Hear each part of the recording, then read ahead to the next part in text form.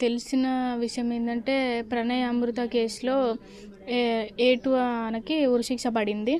ఇంకా మిగతా వాళ్ళకి లైఫ్ టైం పడింది. అట్లాగే నా కేసులో కూడా ప్రభుత్వం ఫాస్ట్ ట్రాక్ కోర్ట్ ఏర్పాటు చేసి వాళ్ళకు కూడా ఇంత లేట్‌గా కాకుండా వాళ్ళ విషయంలో చేసినట్టు కాస్త తొందరగా చేసి వాళ్ళకు కూడా ఖచ్చితంగా ఉరిశిక్ష పడాలని చెప్పి నేను కోరుకుంటున్నా. ఎందుకంటే ఈ కుల దురంకార హత్యలు ఇంకెక్కువైపోతున్నాయి. ఇలా చేసే వాళ్ళకి కూడా ఖచ్చితంగా శిక్షించాలి. ఎందుకంటే మళ్ళీ ఇలాంటివి రాకూడదు బయట. ఎలాంటివి అంటే బంటితోనే ఇక్కడ ఎండ్ అయిపోవాలి. ఎలాంటి హత్యలైనా సరే. మళ్ళీ ఏ అమ్మాయికి ఇంత అన్యాయం జరగకూడదు. ఎందుకంటే ఇంత అన్యాయం జరిగింది నాకు.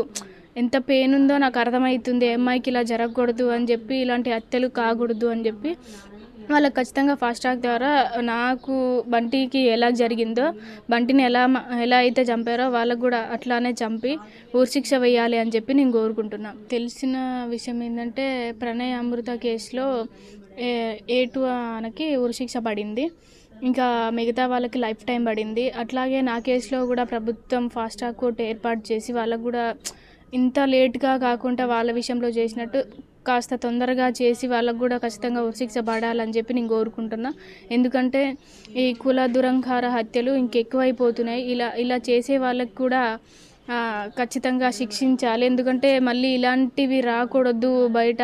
ఎలాంటివి అంటే బంటితోనే ఇక్కడ ఎండ్ అయిపోవాలి. ఎలాంటి హత్యలైనా సరే. మళ్ళీ ఏ అమ్మాయికి ఇంత అన్యాయం జరగకూడదు. ఎందుకంటే ఇంత అన్యాయం జరిగింది నాకు.